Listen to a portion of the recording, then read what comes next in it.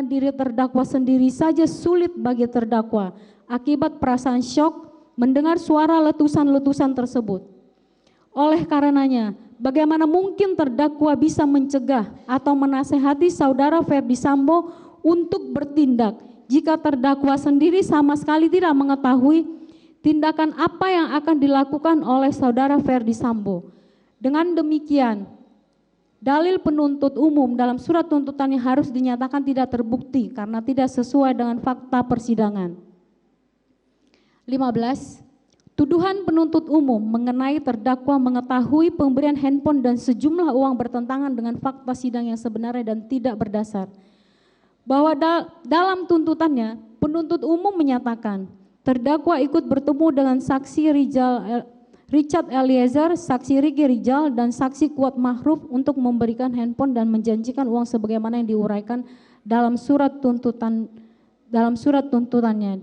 Dianggap dibacakan. Bahwa berdasarkan uraian surat tuntutan tersebut di atas, penuntut umum menyatakan terdakwa mengetahui pemberian handphone dan sejumlah uang oleh saksi Ferdi Sambo kepada saksi Riki Rijal, saksi Richard Eliezer, dan saksi Kuat Ma'ruf merupakan asumsi yang prematur karena hanya bersandar pada keterangan saksi Richard Eliezer saja. Tuduhan tersebut juga tidak berdasar dan tidak berkesesuaian dengan keterangan saudara Ferdi Sambo, saudara Kuat Ma'ruf, dan saksi Riki Rijal. Saksi Kuat Ma'ruf dan saksi Riki Rijal pada pokoknya menyatakan bahwa terdakwa tidak berada dalam ruang kerja lantai 2 di rumah Saguling pada saat saksi Kuat Ma'ruf, saksi Riki Rijal, dan saksi Richard Eliezer bertemu dengan saudara Ferdi Sambo pada tanggal 10 Juli 2022. Dengan demikian, dalil penuntut umum dalam surat tuntutannya halaman 502 sampai dengan 503 angka 82 dinyatakan tidak terbukti karena tidak sesuai dengan fakta persidangan.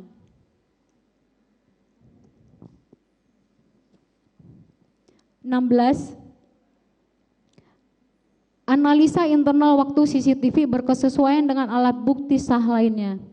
Guna mengupayakan proses pencarian kebenaran material dan membuat terang pembuktian perkara akuo, maka kami akan menjabarkan secara spesifik terkait interval waktu dari CCTV yang telah diputarkan di muka persidangan pada tanggal 20 Desember 2022 dengan uraian sebagai berikut dianggap dibacakan. 17. Keterangan saksi Richard Eliezer tidak konsisten pada berbagai tingkat pemeriksaan sehingga tidak kredibel dan tidak layak dipercaya. Sebagaimana kita ketahui bersama, jika saksi yang dihadirkan di muka persidangan sebelumnya juga telah memberikan keterangan pada tahap penyidikan. Keterangan yang disampaikan saksi pada tahap penyidikan tersebut adalah keterangan yang digunakan oleh penuntut umum sebagai fondasi dalam menyusun surat dakwaannya. Terlebih, saksi dalam memberikan keterangannya pada tahap penyidikan berada di bawah sumpah. Oleh karena itu, sudah sepatutnya keterangan saksi haruslah keterangan yang benar dan juga konsisten.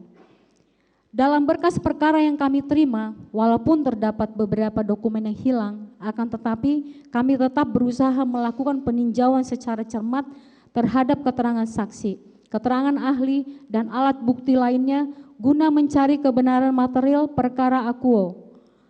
Kemudian hasil dari observasi yang kami lakukan, kami menemukan keterangan-keterangan dari saksi Richard Eliezer yang tidak konsisten dan selalu berubah-ubah pada setiap tingkat pemeriksaan. Terdapat beberapa keterangan saksi Richard Eliezer yang tidak konsisten dalam beberapa BAP-nya, yaitu BAP tertanggal 5 Agustus 2022, BAP tertanggal 15 Agustus 2022, BAP konfrontasi tertanggal 18 Agustus 2022, dan BAP tambahan tertanggal 7 September 2022, serta keterangan yang disampaikan di muka persidangan tanggal 13 Desember 2022. Keterangan-keterangan yang tidak konsisten tersebut kami klasifikasikan menjadi beberapa peristiwa, antara lain: A. Terdakwa memerintahkan saksi Richard Eliezer untuk memindahkan lokasi PCR. B. Terdakwa memerintahkan saksi Eliezer untuk membawa senjata Steyr AUK. C. Terdakwa mendampingi saksi Ferdi Sambo pada saat bertemu dengan saksi Richard Eliezer. Bahwa peristiwa-peristiwa di atas telah kami jelaskan sebelumnya dalam uraian analisis fakta sidang atas asumsi penuntut umum dalam surat tuntutannya yang pada pokoknya keterangan yang disampaikan saksi Richard Eliezer telah menyesatkan dan tidak membuat terang perkara akuo, malah justru sebaliknya. Dengan demikian, sudah semestinya penuntut umum tidak menggunakan keterangan saksi Richard Eliezer atau menjadikan dasar keterangan tersebut dalam menyusun surat dakwaan dan surat tuntutannya. Keterangan saksi Richard Eliezer yang berubah-ubah dan tidak konsisten di setiap pemeriksaan serta tidak berkesesuaian dengan alat bukti lainnya, sehingga keterangan tersebut tidak kredibel dan tidak layak untuk dipercaya. 18. Mayoritas ahli yang dihadirkan oleh penuntut umum tidak membaca berkas perkara dan hanya berdasarkan kronologis terbatas yang diberikan oleh penyidik. Bahwa setelah penasihat hukum mencermati jalannya proses pembuktian yang dilakukan oleh penuntut umum, kami menemukan bahwa ahli-ahli yang dihadirkan oleh penuntut umum patut dipertanyakan objektivitasnya. Argumen kami ini kami dasari dari pengertian kualifikasi ahli yang termaktub dalam ketentuan pasal 186 KUHP yang berbunyi, keterangan ahli ialah apa yang seorang ahli nyatakan di sidang pengadilan. Namun, sangat ironi jika para ahli yang dihadirkan oleh penuntut umum justru tidak selaras dengan maksud sebagaimana yang diamanatkan dalam pasal 1 angka 28 KUHP. Sebab para ahli tidak menerima berkas perkara akuo dan hanya menerima kronologis terbatas dari penyidik. Mayoritas para ahli yang dihadirkan penuntut umum telah dikonfirmasi oleh penasihat hukum terdakwa di muka persidangan dengan memberikan keterangan bahwa para ahli hanya menerima dan membaca kronologis yang disusun oleh penyidik. Kronologis yang tidak sepenuhnya sesuai dengan berita acara pemeriksaan dari terdakwa dan saksi-saksi. Padahal ahli dalam membuat suatu hipotesis dan pendapat sudah sepatutnya harus berdasarkan data real dan apa adanya, bukan suatu simpulan subjektif dari penyidik, sebagaimana disampaikan oleh para ahli di bawah sumpah di muka persidangan sebagai berikut. Ahli kriminologi Profesor Muhammad Mustafa di bawah sumpah di muka persidangan tertanggal 19 Desember 2022. Bahwa ahli tidak membaca semua BAP yang berkaitan dengan perkara ini. Ahli hanya membaca BAP yang diberikan oleh penyidik kepada ahli, sehingga ahli hanya menjelaskan berdasarkan kronologis sebatas versi yang disampaikan oleh penyidik. Yang kedua, ahli hukum pidana Dr. Effendi Saragi SHMH di bawah sumpah di muka persidangan tertanggal 21 Desember 2022. Bahwa dalam kapasitas sebagai ahli hanya membaca kronologi yang disediakan oleh penyidik dan tidak membaca seluruh BAP saksi. Yang ketiga, ahli hukum pidana Dr. Alpi Sahari SHM Hum di bawah sumpah di muka persidangan tertanggal 21 Desember 2022.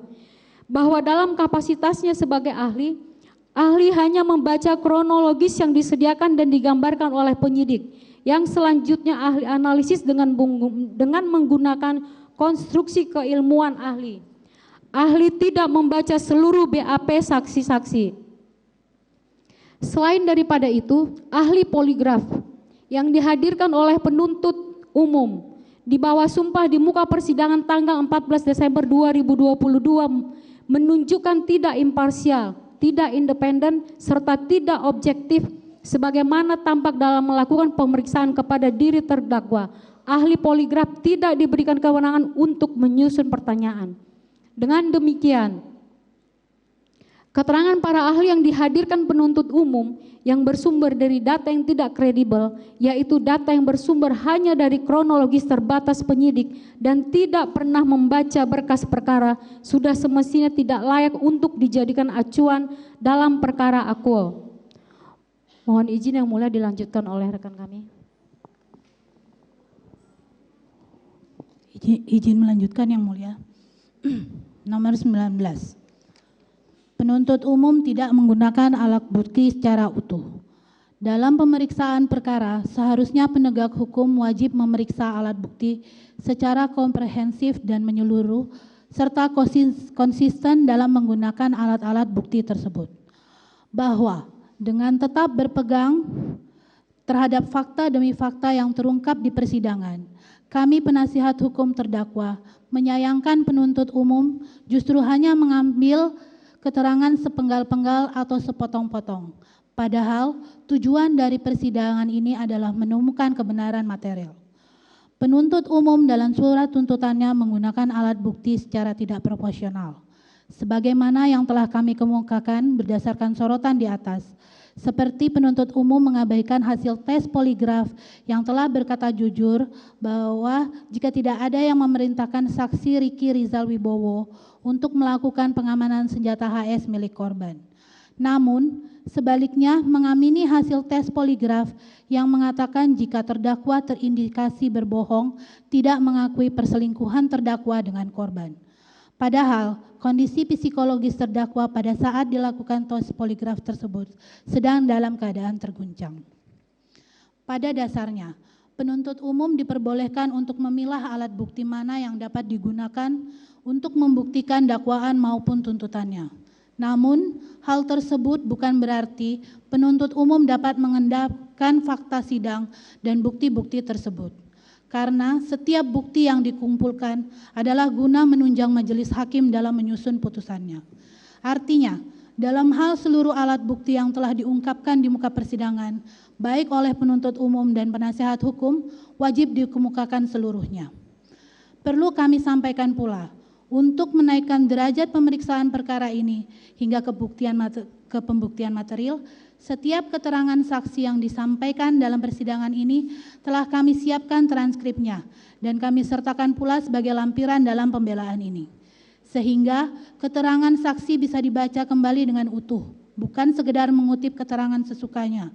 Fakta yang harus diperhatikan adalah fakta dalam persidangan akwa, termasuk keterangan saksi-saksi. 6. Analisa yuridis berdasarkan fakta yang terungkap di depan persidangan. Bahwa dalam perkara ini penuntut umum telah mendakwa terdakwa dengan dakwaan berlapis, namun akhirnya penuntut umum di dalam nota tuntutannya telah berkesimpulan bahwa perbuatan terdakwa telah terbukti sebagaimana dimaksud dalam dakwaan primer, yaitu dakwaan primer melakukan tindakan pidana secara turut serta melakukan pembunuhan yang direncanakan terlebih dahulu sebagaimana dakwaan primer, yaitu melanggar pasal 340 KUHP junto pasal 55 ayat 1 ke 1 KUHP. Bahwa kami tim penasihat hukum terdakwa sangat keberatan terhadap kesimpulan penuntut umum tersebut karena tidak didasarkan pada realita dan fakta-fakta hukum yang terungkap di depan persidangan dalam perkara akuo, serta tidak disertai argumentasi-argumentasi yang berdasar hukum. Oleh karena itu, pada kesempatan ini kami menguraikan alasan-alasan yuridis yang menjadi dasar keberatan kami sebagaimana akan diuraikan di bawah ini. 1. Unsur barang siapa. Bahwa meskipun identitas terdakwa dalam perkara ini adalah identik dengan identitas yang disebutkan dalam surat dakwaan maupun surat tuntutan, namun kami tidak sependapat dengan penuntut umum yang menyatakan bahwa unsur barang siapa telah terpenuhi secara sah dan meyakinkan. Karena unsur ini bukanlah unsur inti dari suatu delik dan masih tergantung pada pembuktian unsur-unsur lain yang mengikutinya. Dan jika seandainya benar, quote on, unsur-unsur lainnya telah terpenuhi secara seluruhnya, juga masih dibuktikan lagi apakah orang tersebut mampu secara hukum dapat dimintai pertanggungjawaban pidana atau tidak. Bahwa oleh karena itu, menurut hemat kami, terlalu prematur untuk menyatakan unsur ini telah dipenuhi secara sah dan meyakinkan.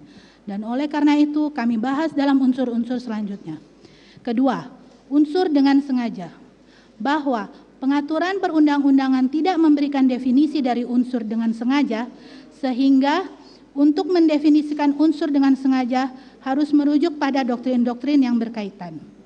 Merujuk pendapat memori Van Toch Lissing Pengertian dengan sengaja didefinisikan sebagai de bewuste richting van de wil op een bepaald misdrijf, dengan sadar dari kehendak melakukan suatu kejahatan tertentu. Penjelasan tersebut didukung oleh pendapat dari Prof. Satocit Kartanegara SH, buku hukum halaman 359 sampai 360, yang menyatakan bahwa salah satu bentuk kesengajaan adalah perbuatan atau akibat dari perbuatan itu memang menjadi tujuan atau dikehendaki oleh si pelaku. Dr. Mahrus Ali SHMH menyatakan bahwa unsur pasal 340 KUHP dan unsur pasal 338 KUHP merupakan delik komisi, yaitu merupakan perbuatan yang dilarang berupa merampas nyawa orang lain. Artinya bahwa kesengajaan dalam rumusan pasal baik dalam 340 KUHP maupun pasal 338 KUHP harus adanya perbuatan aktif yang mengakibatkan matinya seseorang, sehingga tidak mungkin ada dalam pembunuhan secara berencana atau pembunuhan sengaja dapat dilakukan karena perbuatan pasif. 1. Asumsi penuntut umum dalam surat tuntutannya yang menyimpulkan bahwa terdakwa tidak mengalami kekerasan seksual, Vida surat tuntutan halaman 468 sampai 471, angka 4 sampai dengan 6. A. Asumsi penuntut umum tersebut keliru, tidak berdasar dan mengesampingkan sejumlah alat bukti yang muncul sebagai fakta dalam persidangan, yaitu pertama, alat bukti keterangan terdakwa yang merupakan korban kekerasan seksual. Terdakwa pada pokoknya telah menyampaikan keterangan 2 kali di persidangan, yaitu pada persidangan tanggal 11 Januari 2023 saat diperiksa sebagai terdakwa dan pada persidangan tanggal 12 Desember 2022 saat diperiksa sebagai saksi. Terdakwa menyatakan keterangan yang disampaikan saat menjadi saksi untuk terdakwa lain sama dan dianggap disampaikan pada sesi keterangan terdakwa.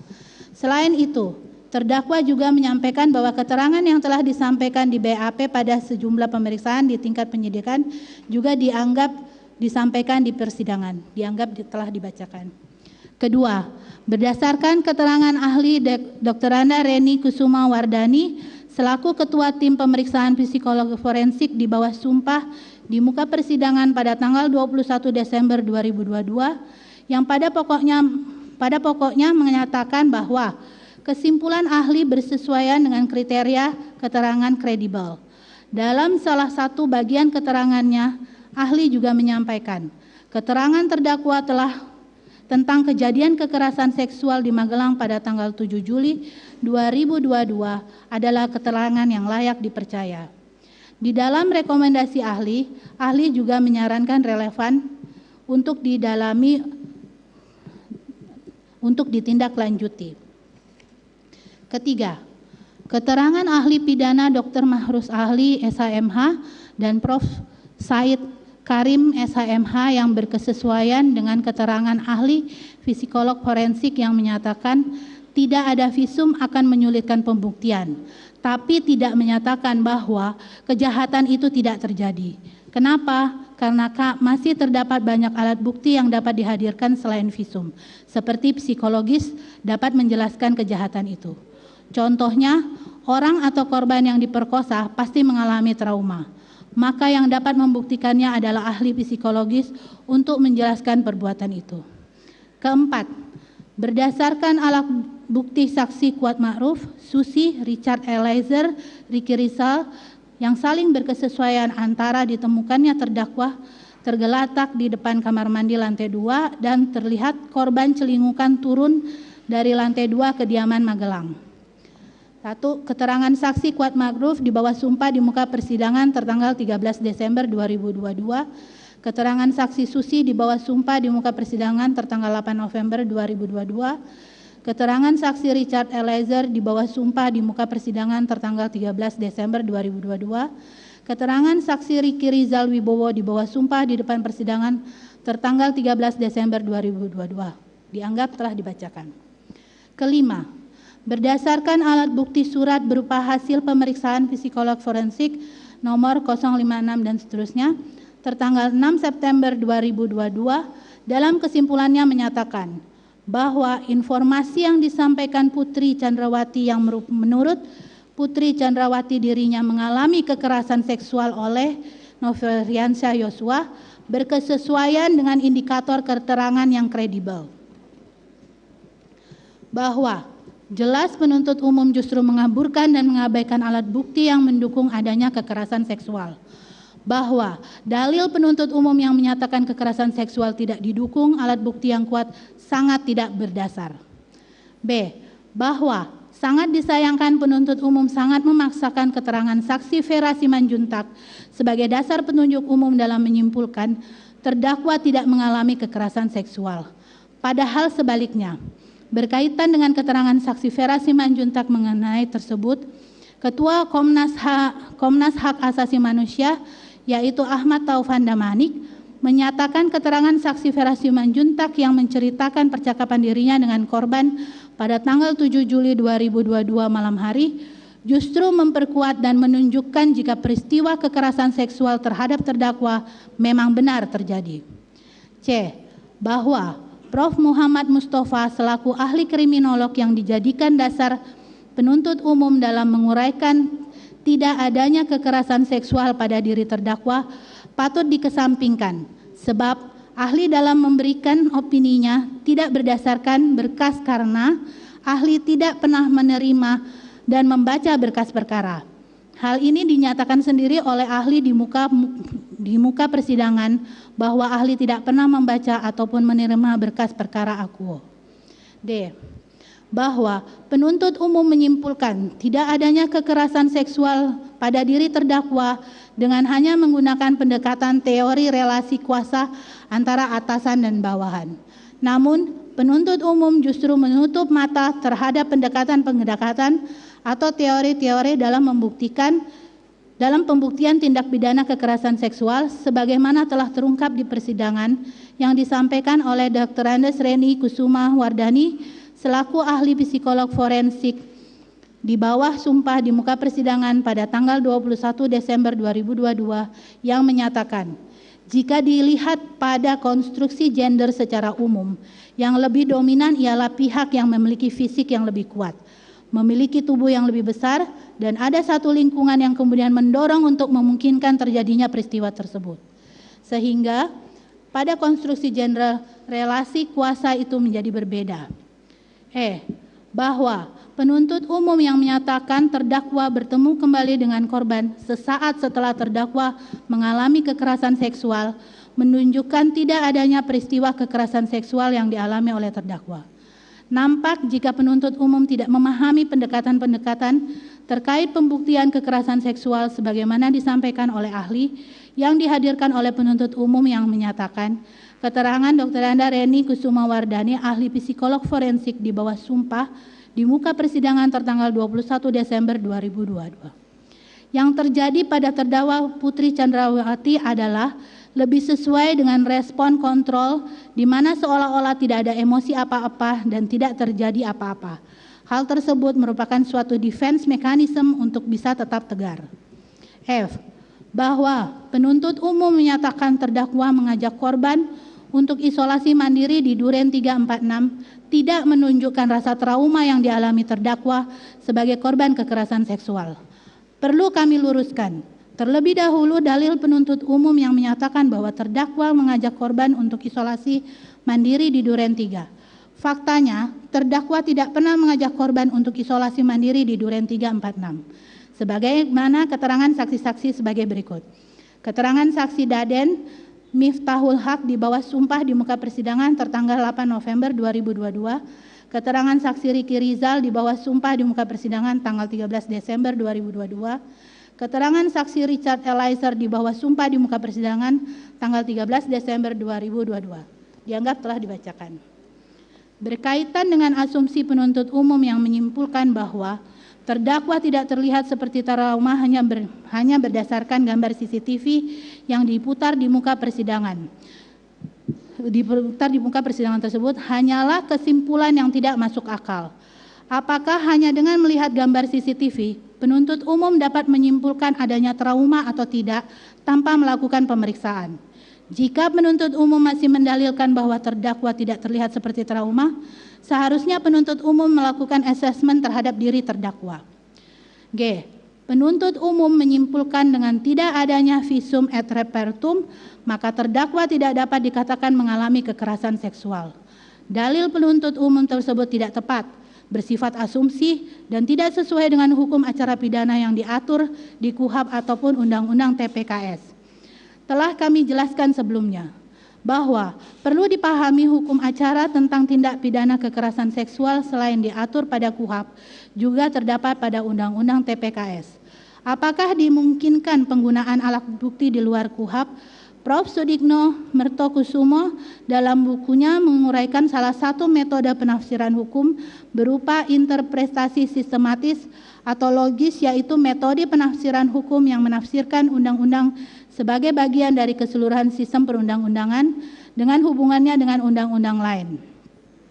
Interpretasi ini dilakukan karena sebuah undang-undang akan selalu berkaitan dengan undang-undang lain. Sehingga untuk memahami tentang konsep dan pembuktian kekerasan seksual perlu menghubungkan hukum acara tentang pembuktian sebagaimana diatur di KUHP dengan Undang-Undang TPKS, khususnya pasal 24 dan pasal 25 Undang-Undang TPKS.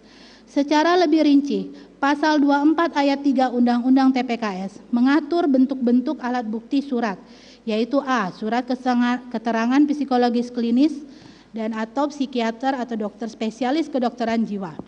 B. Rekam medis. C. Hasil pemeriksaan forensik, dan atau D. Hasil pemeriksaan rekening bank. Keterangan saksi dan atau korban cukup untuk membuktikan bahwa terdakwa bersalah jika disertai dengan satu alat bukti sah lainnya, dan hakim memperoleh keyakinan bahwa benar telah terjadi tindak pidana dan terdakwalah yang bersalah melakukannya. Bahwa selain itu, berdasarkan riset yang dikemukakan oleh Dr. Randa Renis Kusuma Wardani selaku ahli psikolog forensik di bawah sumpah di muka persidangan pada tanggal 21 Desember 2022 yang pada pokoknya menyatakan bahwa berdasarkan Indonesian Judicial Resource Society tahun 2021 persen dari data populasinya, hasil riset tersebut menunjukkan bahwa kebanyakan korban tindak pidana kekerasan seksual akan menarik diri karena takut, malu, dan merasa bersalah.